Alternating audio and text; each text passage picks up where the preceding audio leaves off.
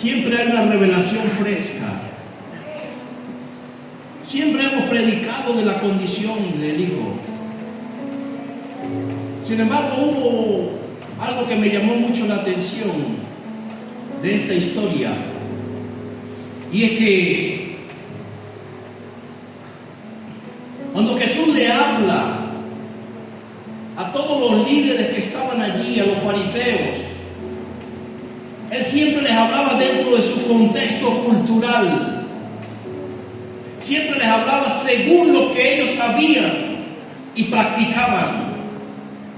¿Por qué? Porque hablando de dentro de su contexto y de lo que ellos vivían y practicaban, ellos iban a entender el mensaje claramente. Por eso cuando Jesús les hablaba en parábolas, les hablaba de una manera que ellos pudiesen entender el mensaje que Él quería transmitirles. Y cuando usted lee la historia, por eso te digo, hemos hablado mucho del hijo pródigo, pero cuando leemos el contexto, Jesús viene y le habla en 3 parábolas, pero cuando usted analiza las 3 parábolas, el resultado es el mismo, el mensaje es el mismo. Le está hablando de rescatar y de perdonar a la oveja perdida. Y escúcheme bien, es un mensaje que tiene demasiado que dar. Es una palabra que tiene mucho.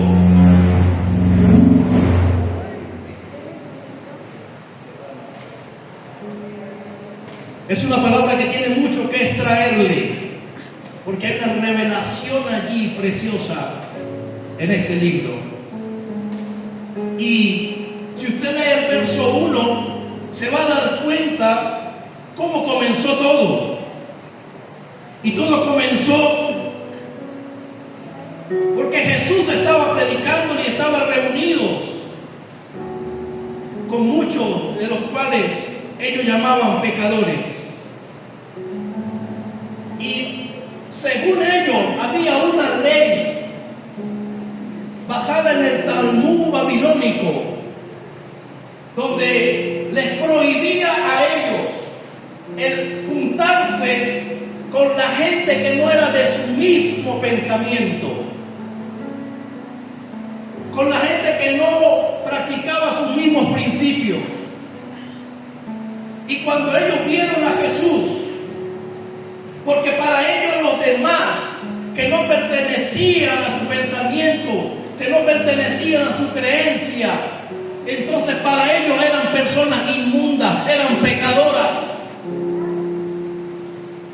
Y como ellos se creían los santos y los más santos, entonces al ver a Jesús reunido con aquella gente que para ellos era pecadora, entonces ellos comenzaron a hablar de Jesús y a decirle cómo es posible que este hombre que se dice ser santo y que dice ser el Hijo de Dios come con pecadores y se reúne con ellos. Pero todo estaba basado en una creencia del Talmud babilónico. Y el Talmud babilónico es donde ellos recopilan los dichos o las enseñanzas de los rabinos, pero que no están en la Biblia. Estaba la Torá, que era la ley de Moisés, la ley escrita por la cual ellos se regían, pero también estaba el Talmud, que era donde ellos más se apegaban al Talmud que a la ley de Dios. Y entonces ellos, apegados a esta ley, le dicen esto a Jesús: ¿cómo es posible? Y ellos murmuraban diciendo: los pecadores recibe y come con ellos. Ahora Jesús, a ver esto, entonces dice, y comenzó a hablarles en parábolas. Y en la primera parábola que le habla de la oveja perdida. Le habla que dejó las 99 en el desierto y se fue a buscar la que estaba perdida. Escuche bien. Y le relató la historia. En la segunda parábola, le habla del dracma. Ya no fueron 100, ya fueron 10. Pero habla que la mujer que al ella habérsele perdido, entonces encendió la luz, comenzó a barrer, comenzó a limpiar la casa hasta encontrar la moneda que se le había perdido. Escuche bien, en estas dos parábolas hay algo muy importante, y es que tanto en la de las 99 como en la del drama, él salió a buscarla. En la primera, escuche bien, el pastor salió a buscar la oveja que se había perdido. Y en la segunda, la mujer también salió a buscar la moneda que se le había perdido. Y allí en esas dos Jesús le dice, así es en el reino de los cielos, cuando un pecador se arrepiente, hay fiesta. Porque en ambas había fiesta, había regocijo, en la una porque encontraron la oveja y en la otra porque encontraron el drama. Pero escúcheme bien, cuando usted lee la parábola, en la parábola del hijo pródigo, nadie salió a buscarlo.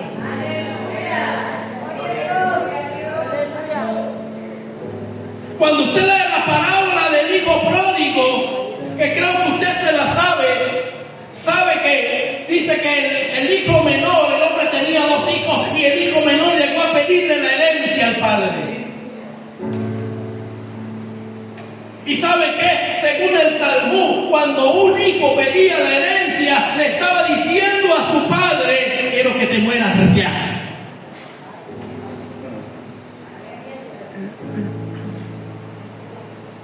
Ya no te necesito. Y el padre todavía estaba en condiciones de seguir administrando la hacienda.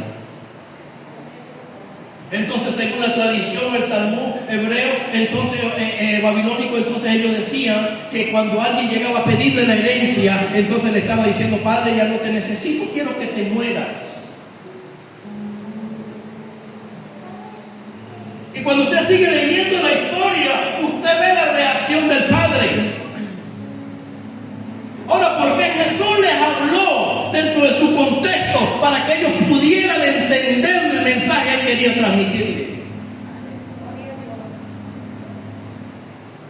Y entonces les habla y ve que el padre en ningún momento se rehusó a darle su herencia. Ay, santo. ¿Sabe? Y esto me deja un principio importante para que lo analicemos. Porque cuando hablamos del hijo pródigo, creo que hay no solamente hijos pródigos, sino que hay iglesias pródigas. Y a veces creemos que el hijo pródigo es el que está descarriado. Pero dentro de la iglesia hay muchos hijos pródigos.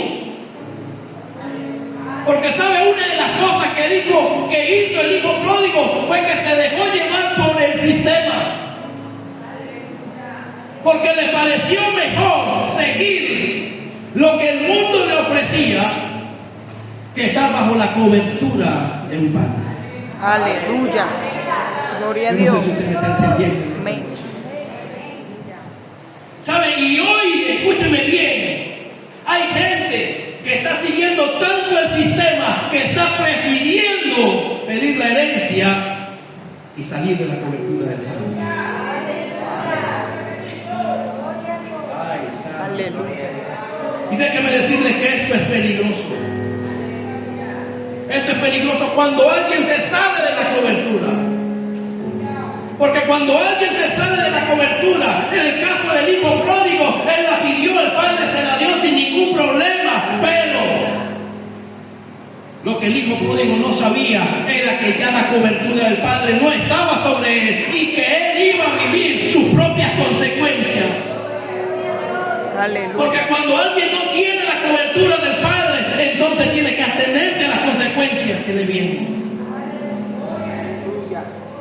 Y cuando usted sigue desarrollando la historia, entonces se va a encontrar con todo lo que Jesús le dijo a través de esta parábola. Entonces dice que el hijo pródigo se fue, lo juntó todo, y según los eruditos, los estudiosos bíblicos, dicen que el juntar todo era un término de comerciante que significaba que había la parte de la herencia que a él le había tocado. Aleluya. Y esto era más grave todavía, porque él no podía vender la herencia. Esto era contrario a los principios que ellos habían recibido según la ley del Talmud. Porque aparte de que no quería la cobertura, entonces estaba cayendo en un estado de desprestigio y de deshonra al padre. Y algo que no toleraba la comunidad era esto, que los hijos deshonraran a los padres. Entonces, cuando esto sucedía, ellos hacían un ritual que era donde decían y a través de una vasija la partían. Pero no solamente la partían, sino que de ahí en adelante ellos desechaban a ese hijo y decían: este hijo ya murió para esta comunidad y ya murió para este padre.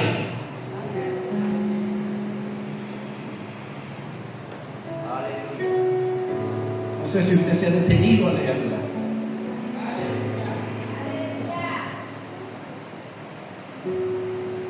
Entonces dice la palabra que el hijo pidió la herencia, el padre se la dio, él la vendió y se fue. ¿Cuánto tiempo estuvo por allá? No me pregunte. Lo cierto del caso es que dice que todo lo que obtuvo lo malgastó, lo derrochó, hasta tal punto que se quedó sin nada. Ay, santo. Toca que está a tu lado y dile: cuando te apartas de la cobertura de tu padre, corres el riesgo de perderlo todo. Aleluya. Aquí todavía. Entonces dice que lo perdió todo, lo malgastó. Y algo más tremendo es que tuvo que ir a pedir trabajo a un hombre. Y si había algo deshonroso para los judíos, era cuidar cerdos. Eso era lo peor para un judío, porque para los judíos los cerdos eran algo inmundo. Y entonces el ir a pedir trabajo era como restregarle en su cara: no quiere, pero tiene que hacerlo, es lo único que puedes hacer para subsistir. Pero lo más tremendo es que él deseaba comer de las algarrobas que le daban a los cerdos. Y dice la Biblia que nadie le daba. Es decir, aparte de que lo perdió todo, entonces estaba en una situación de hambre. Su condición de alejarse de su paternidad y de perderlo todo lo llevó a una condición de hambre. Después de tenerlo todo, lo perdió todo y ahora estaba en una condición miserable.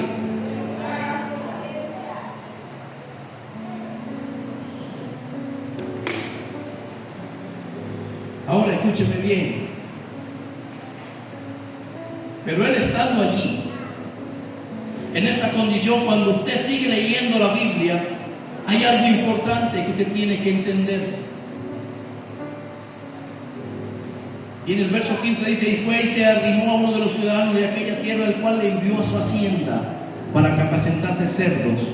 Y deseaba llenar su vientre de las algarrobas que comían los cerdos, pero nadie le daba. Y volviendo en sí,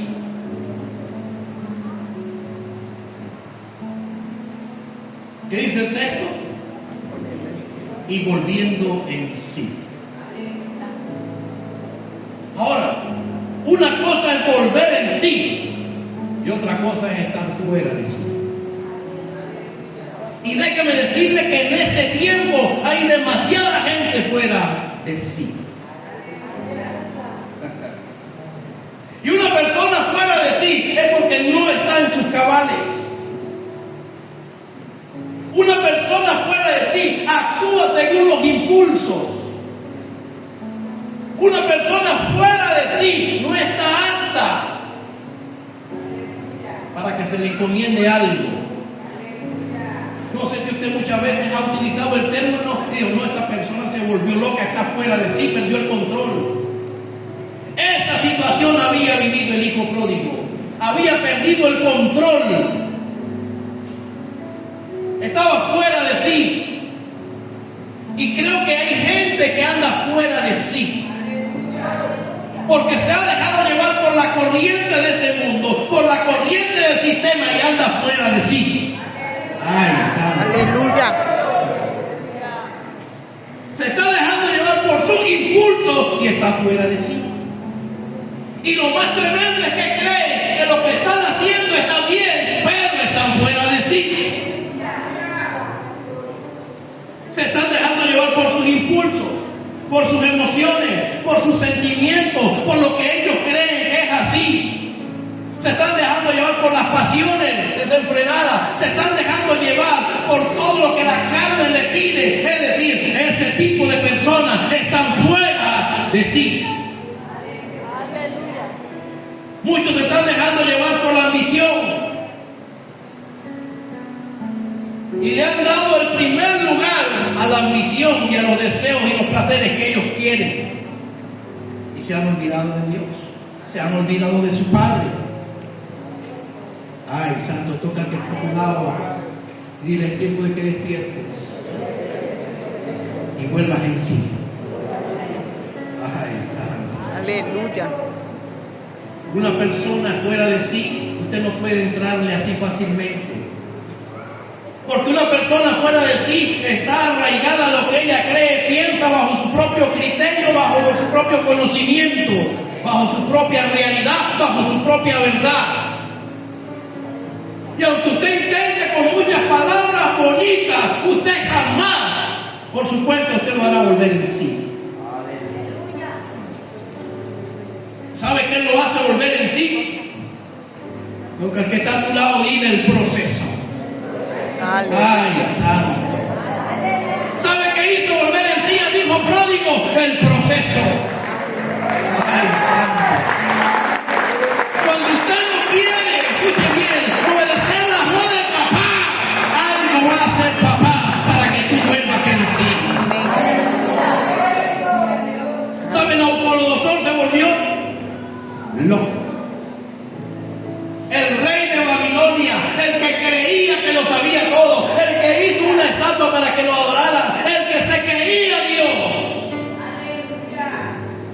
estaba fuera de sí. Y el proceso, vuelve a tocar al que está al lado. Es tiempo de que te vuelvas al Padre antes que venga el proceso. Porque sabe que son duros los procesos. Sabe que son duros las crisis. Y tú estás lejos de la casa del Padre. Santo. Ay, Aleluya. yo no sé, pero hay alguien que tiene que volver a la casa del Padre. Aleluya. Hay alguien que tiene que volverse a la casa del Padre. Santo.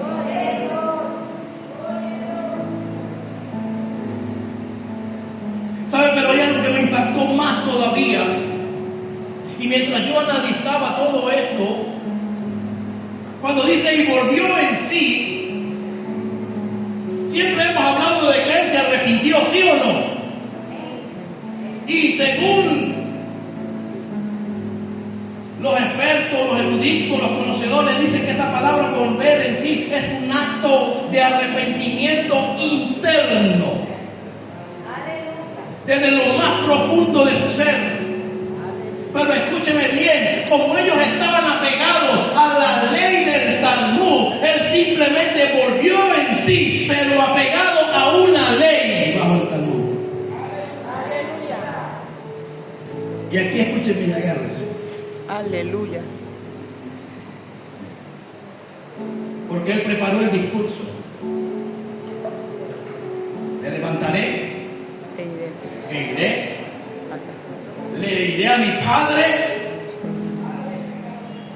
porque la otra manera para que él pudiera recobrar la credibilidad era volver a llegar con el dinero y con presentes.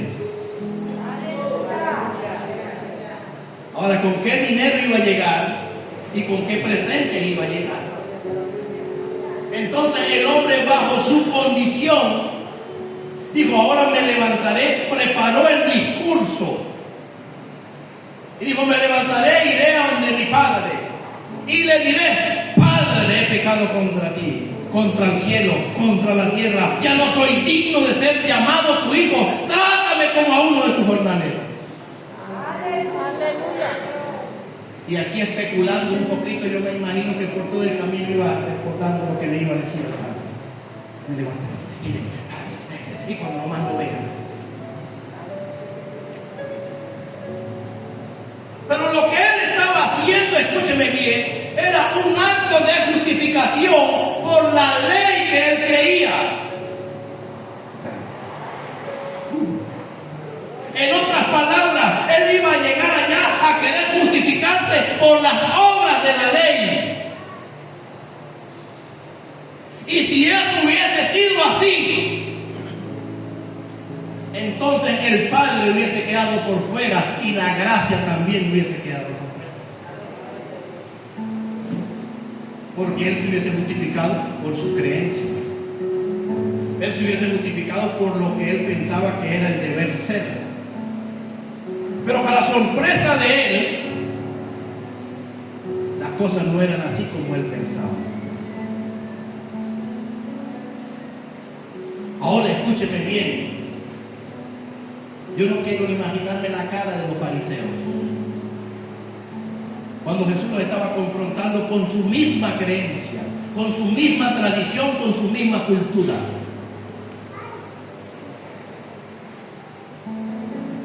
¿Están aquí todavía? Entonces, ¿qué hizo él?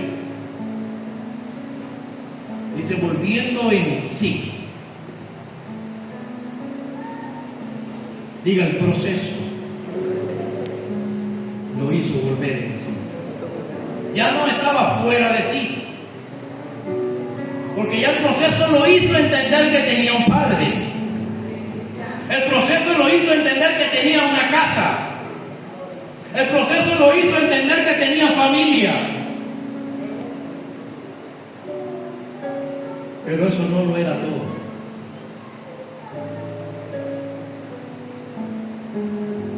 Y entonces ahí vemos, en medio de ese proceso, el acto de gracia.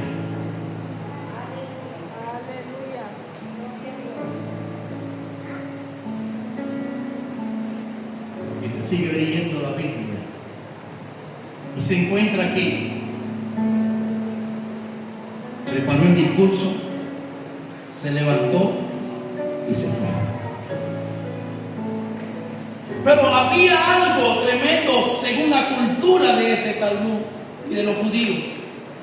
Y era que cuando un hijo se había ido y había deshonrado al padre, cuando la comunidad lo veía llegar, lo esperaba afuera del pueblo, para recordarle y decirle en su cara que no era bienvenido a la comunidad y que por lo tanto estaba desechado y que para ellos seguía muerto. No sé, alguna... No es coincidencia, pero creo que hay iglesias así en este tiempo. Y dice que cuando se sigue leyendo,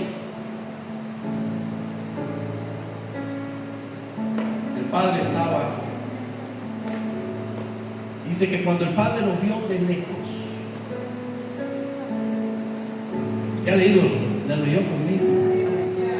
Dice que cuando el padre lo vio de lejos, corrió. Ahora aquí viene la otra parte.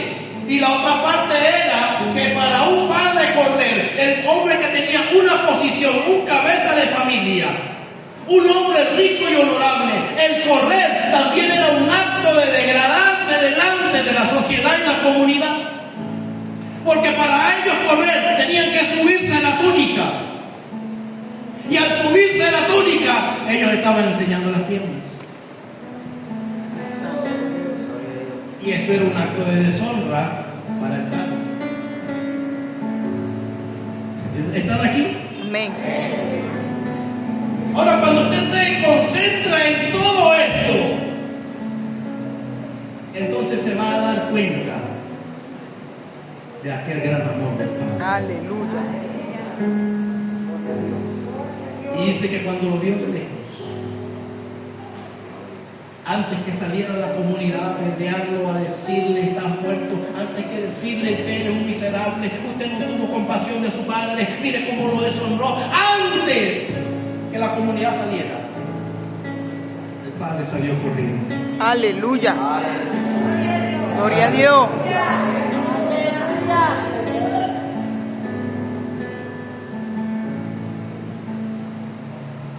Y usted conoce la historia. Dice que cuando el padre lo vio, salió corriendo. No le importó lo que dijera la comunidad. No le importó lo que dijeran los líderes religiosos. No le importó lo que dijera el Sanedrín, lo que dijeran las instituciones. No le importó lo que el resto del mundo dijera. Él simplemente le importó algo. Aleluya. Y era el hijo que venía. Era el hijo que venía.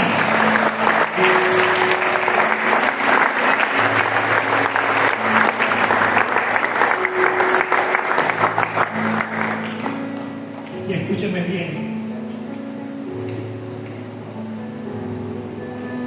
El hijo apareció. Dice que el padre se le colgó en el cuello, lo besó. Y el hijo le dijo, padre, he pecado contra el cielo y contra ti. Pero antes que terminara el discurso, dice, pero el padre dijo a sus siervos, ¿sabe ese pelo?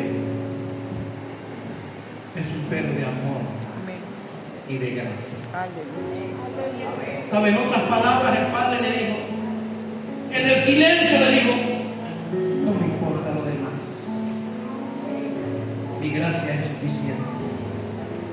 Y dijo, pero el padre dijo a sus siervos, sacar mejor vestido y vestirle y poner un anillo en su mano y calzado en sus pies. Aleluya. Para la comunidad era una deshonra, era un desecho.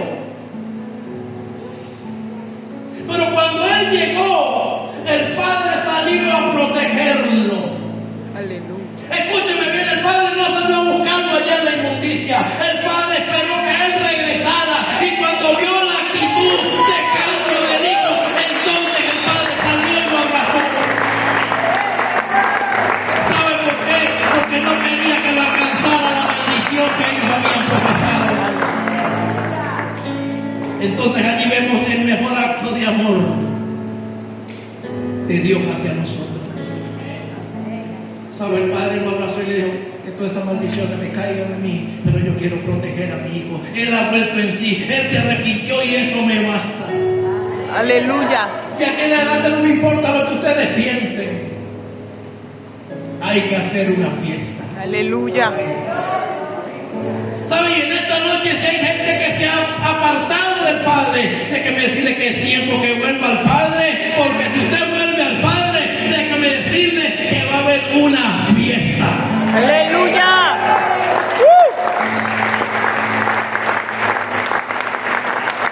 Ahora déjeme decirle otra cosa.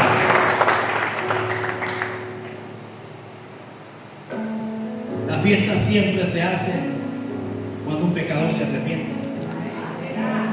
La fiesta no se hizo con los 99 que se quedaron justos.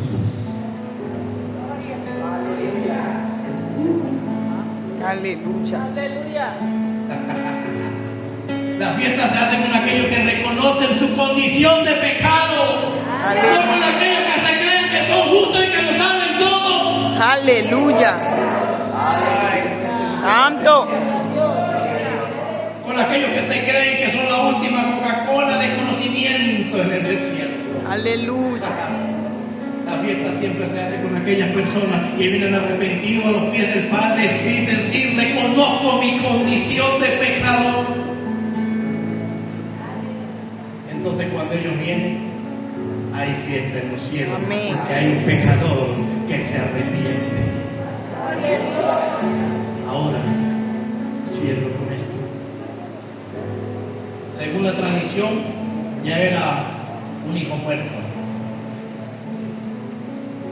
Y cuando usted lee la Escritura, en medio de la celebración, siempre van a intentar levantarse los hermanos mayores. Por si alguien se pone celoso cuando la gracia sobreabunda sobre ti. Aleluya. Y alguien que se cree más santo de santos los últimos días y ve la gracia sobre ti, entonces siempre se te va a levantar el hermano mayor. El hermano mayor se refiere a esas personas fariseas que creen que saben todo y que lo están haciendo bien. Pero como dice el dicho, ni lava ni prestan la batea. Entonces dice que ese hermano se le levantó. ¿Y sabe cuál fue la respuesta del padre? Hijo, bien tiempo lo has tenido todo. Esa es la respuesta hablando del padre. Si hubiese sido según la tradición de los patriarcas, le hubiese dado una bofetada, tanto al hijo que le pidió la herencia, como al otro que se lanzó también del pecado.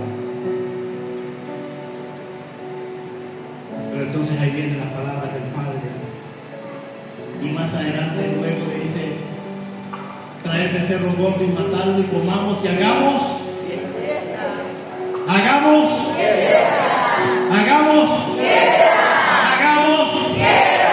Porque este es mi hijo muerto.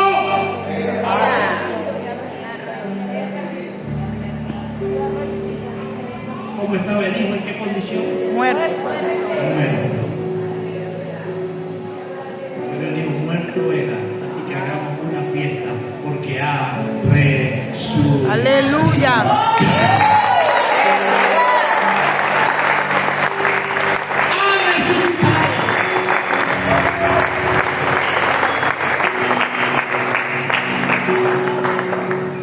Ahora présteme atención,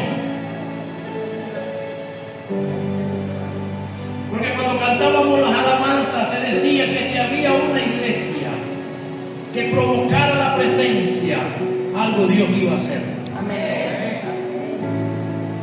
Y en medio de la declaración decíamos que los que estaban muertos iban a resucitar. Pues déjeme decirle que el Padre que lo resucita todo está aquí en esta noche. Amén. Solamente quiere a alguien con un corazón arrepentido. Solo quiere a alguien que tome la decisión de volver en sí y salga de esa condición de miseria. Aleluya.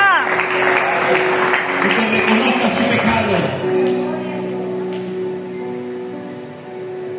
Y yo le profetizo que su vida va a ser diferente. Y quiero que se ponga sobre sus pies rápidamente.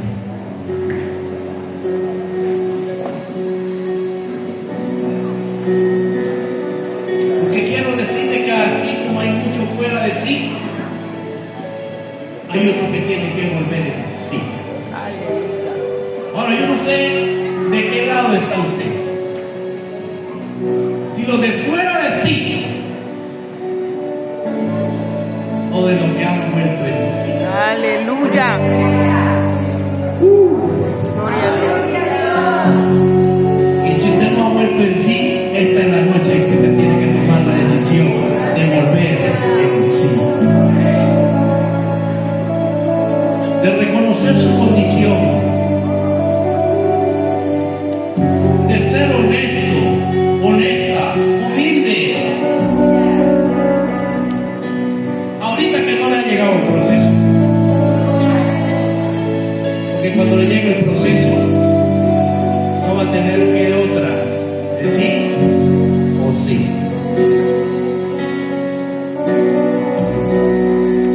Por eso es mejor que vuelva en sí ahorita que esté en tiempo. Y que el Padre te está diciendo, no importa lo que hayas hecho, las decisiones que hayas tomado. Aquí hay un Padre con los brazos abiertos.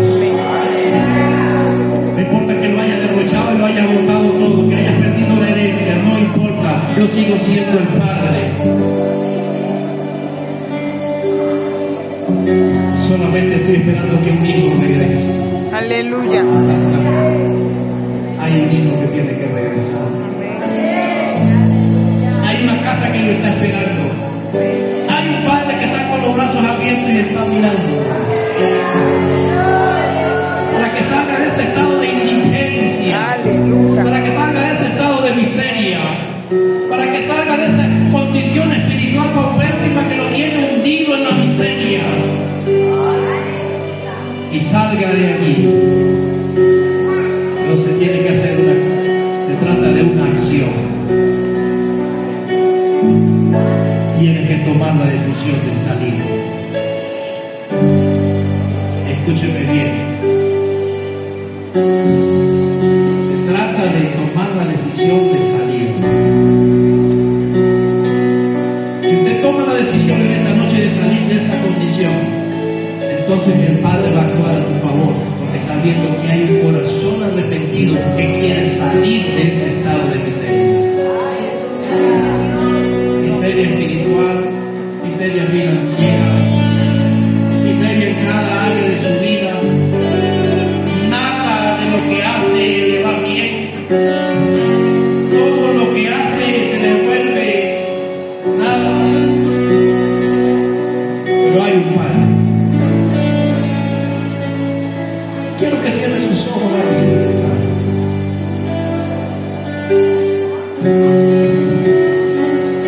Mientras los muchachos están allí adorando, si usted quiere pasar al altar de oración en una actitud de arrepentimiento, y déjeme decirle que hay un Padre que está con los brazos abiertos.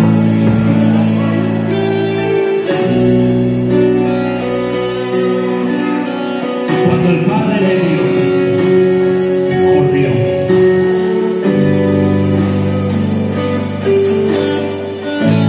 ¿Sabe? Que rompió todos los protocolos, rompió todos los rituales religiosos.